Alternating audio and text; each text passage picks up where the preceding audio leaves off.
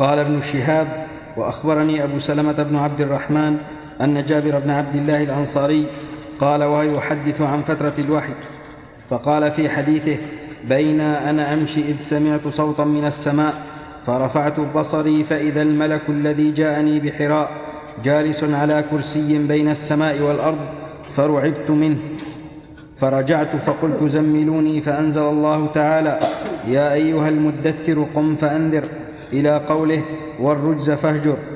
فحمي الوحي وتتابع، تبعه عبد الله بن يوسف وأبو صالح، وتبعه هلال بن رداد عن الزهري، وقال يونس ومعمر بوادره.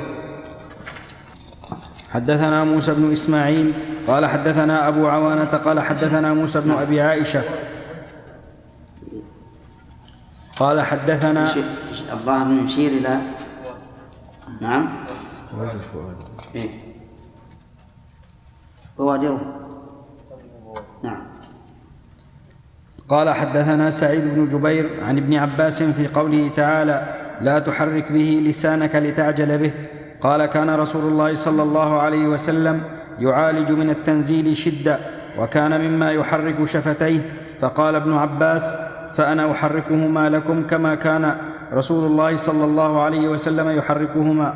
وقال سعيد: أنا أحركهما كما رأيت ابن عباس يحركهما، فحرك شفتيه. فأنزل الله تعالى: لا تحرك به لسانك لتعجل به، إن علينا جمعه وقرآنه.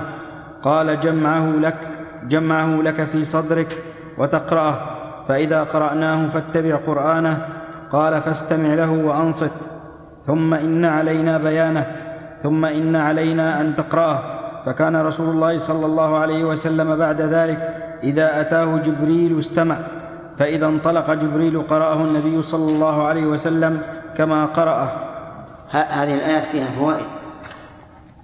إن علينا جمعه وقرآنه، تكفل الله عز وجل بجمع القرآن وقراءته عن النبي صلى الله عليه وعلى آله وسلم.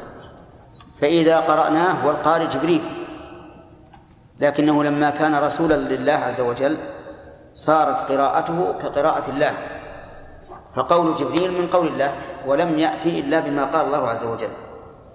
ثم إن علينا بيانه،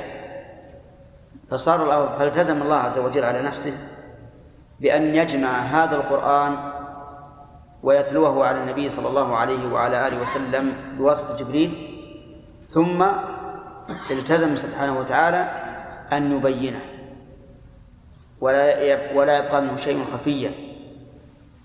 وهذا من تمام عناية الله سبحانه وتعالى بكلامه، وأنه حفظه أولا فالتزم بجمعه وقرآنه، ثم ثانيا. ولهذا يجب أن نعلم أن القرآن الكريم ليس فيه شيء لا يعرف معناه أحد أبدا، ما من شيء إلا والناس يعرفون معناه، لكن قد يخفى على بعض الناس لقصوره أو تقصيره، ولكنه لا يمكن أن يخفى على جميع الناس.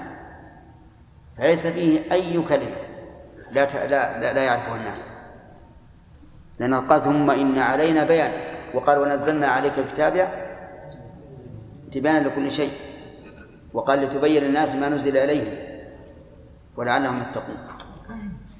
وبهذا نعرف بطلان مذهب أهل التفويض الذين يقولون في آيات الصفات: الله أعلم، ما ندري ما أراد الله. فإن هذا القول باطل، وبه تسلط الفلاسفة والملاحدة حتى قالوا: إذا كنتم أنتم لا تعرفون المعنى فنحن أصحاب المعرفة. أنتم أحسن ما نقول أنكم جهال متورعون، ونحن العلماء.